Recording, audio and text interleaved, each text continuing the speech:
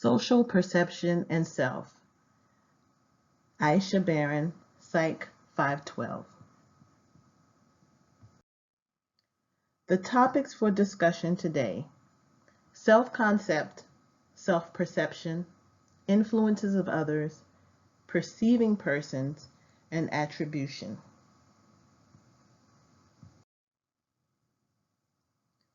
Self-concept versus self-esteem. Self-concept is how an individual views who they are based on their habits, their skills, and their personality. In other words, it's the ability to reflect on one's own traits, skills, and behaviors. On the other hand, self-esteem is an attitude or view of an individual has of their own self. This is simply what you believe about yourself. This is how you see yourself, your self-awareness. What happens when we look at ourselves in an even greater whole? How do we perceive ourselves when others are around us? What happens if we see ourselves, have self-awareness, and see ourselves in a greater mix or a larger pool of people? When we look at ourselves, we may also wonder how others see us. How do they judge us? What are their thoughts of us? Thinking through this may give us even further introspection of ourselves and who we are. Self-perception. What is self-perception? We often interpret what we do and how we do, our behavior, our actions, the way we interpret someone else's. We learn about ourselves the same way outside observers do. Our actions are often influenced by others. This is the self-perception theory provided by Daryl Bem. People are able to look within and recognize what they are thinking and feeling through observation of their very own behavior. This is someone who is looking at themselves through a situation to see what behavior takes place. Influences of other people. Sometimes there is a visible influence and influence that is not so invisible. When we can no longer describe who or what we are, maybe we'll turn to our left or to our right for unspoken or silent help. In the day of an age of social media, do we perform social comparisons or checks of others? Do we look at our successes, our failures, and compare them to others? Do we look back to see what we should have, could have been? Do we look at others' cars or their homes or their relationships or their job status? Do we use Facebook or Instagram to compare ourselves to others, what we have or what we don't have? This is basically the social comparison theory.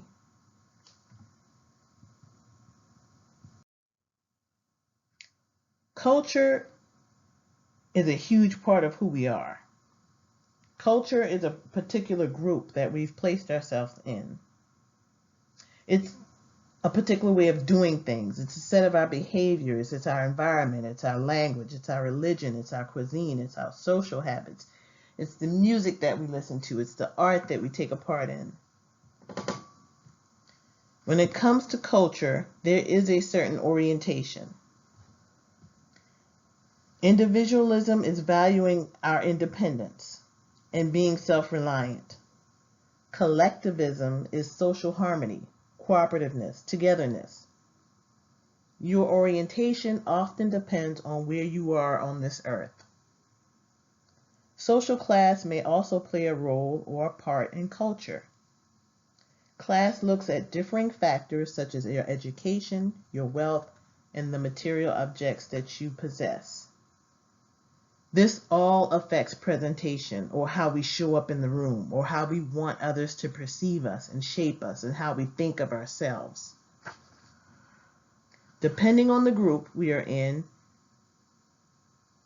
it may influence us to self-monitor. It may influence us to watch our own behavior in certain social situations. Perceiving persons. Social perception is the way people understand one another.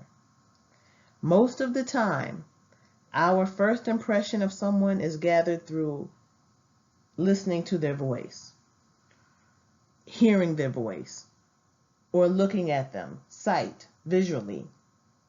Do we take this quick snapshot and judge them as a whole as to who or what they are? Do we look at the superficial and walk away with their whole life story? Do we see them in certain situations that allow us to speak or judge how they will act or behave?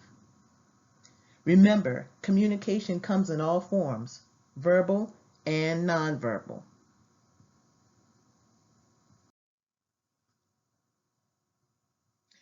This is Fritz Heider. Fritz Heider was an Austrian psychologist whose work was related to the Gestalt school. He developed models of attribution for both object perception and person perception. Attribution basically means a process of assignment, assigning the why. Why do I behave this way? What makes me behave this way? What makes me tick? It's answering the why we behave or act a certain way. What are we attributing our behavior to? Chapters 3 and 5 of the Chatty textbooks looks at several theoretical models throughout time. It spoke about Fritz Heider all the way to Harold Kelly. Looking at Heider's model is important because it looks at sensory, how we receive things, seeing, touching, hearing, tasting, and smelling, and then how we relate them to objects in the world. It even takes it a step further to see how people interact with each other, keeping in mind sensory data and perception. Through this model, it seems as though the perceiver brings order to their own world with all of this behavioral data going on. Page 73 of the text used an interesting term, behavioral data. We hear the term data all the time. It's the constant gathering of information or analytics, the stream or ocean of gathering information, even when you don't even know it's being gathered.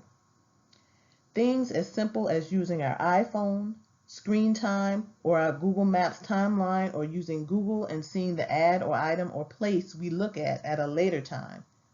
Social data, interactive data, communication data, behavioral data, all this is gathered through our senses.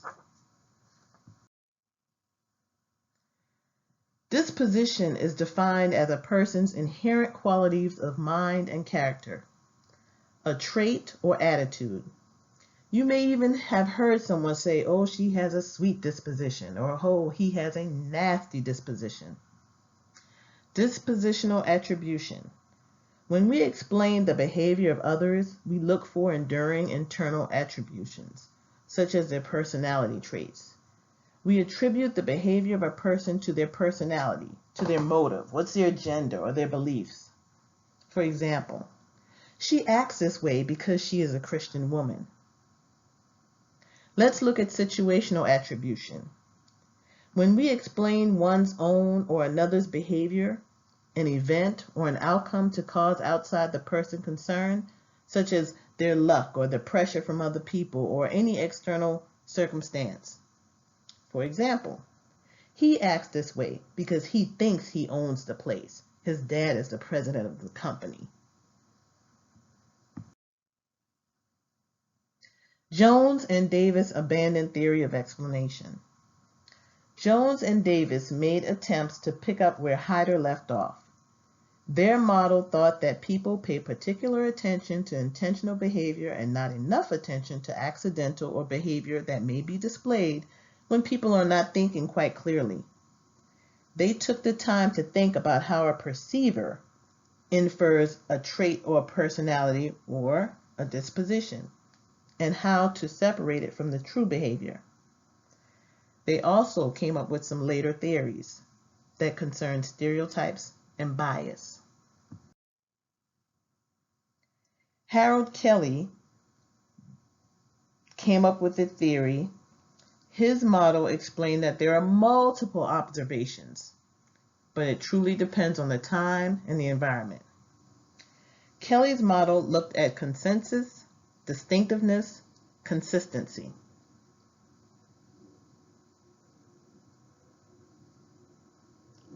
Consensus is the extent to which other people behave in the same way in a similar situation. Example: Jim smokes e-cigarettes when he goes out with his friends. If his friends smoke, his behavior is high in consensus. If only Jim smokes, it's low.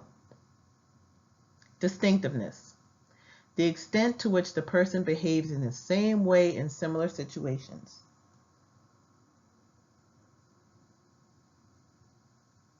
Jim only smokes when he is out with his friends. Jim's behavior is high in distinctiveness. If he smokes at any time or place, distinctiveness is low. Consistency: the extent to which the person behaves like this every time the situation occurs. Jim only smokes when he is out with his friends. Consistency is high. If he only smokes on one special occasion, consistency is low.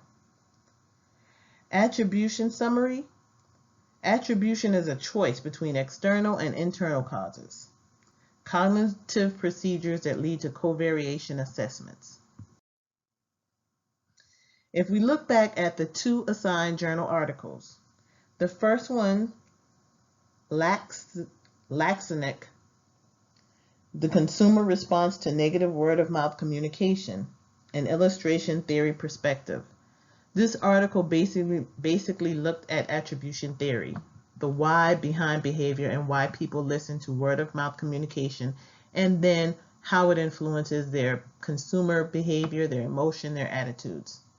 This article found that positive and negative word-of-mouth communication does influence emotion and attitude, and that consumers respond differently to positive and negative word-of-mouth communication. It has a larger impact, although negative word-of-mouth communication has an impact equal to the norm. The Valkenburg article, Friends Networking Sites and Their Relationship to Adolescents' Well-Being and Self-Esteem. This article basically showed the use of social media having a consequence or an effect on social self-esteem and well-being. The more positive the message, the higher the self-esteem. The more negative the message, of course, this decreased the self-esteem. Keeping all this information in mind in our reading for the week, I have 2 questions to pose to you. Does this day and age of technology, using Twitter, Instagram, Facebook, or any other type of social media, affect our self-esteem and ego? Please provide 2 reasons of why or why not. Use 2 academic sources to support your answer.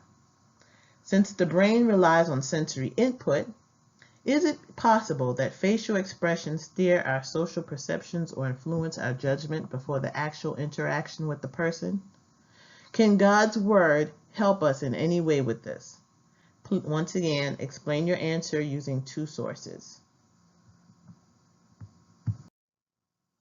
These are the references that I've used to create this presentation. Thank you for listening.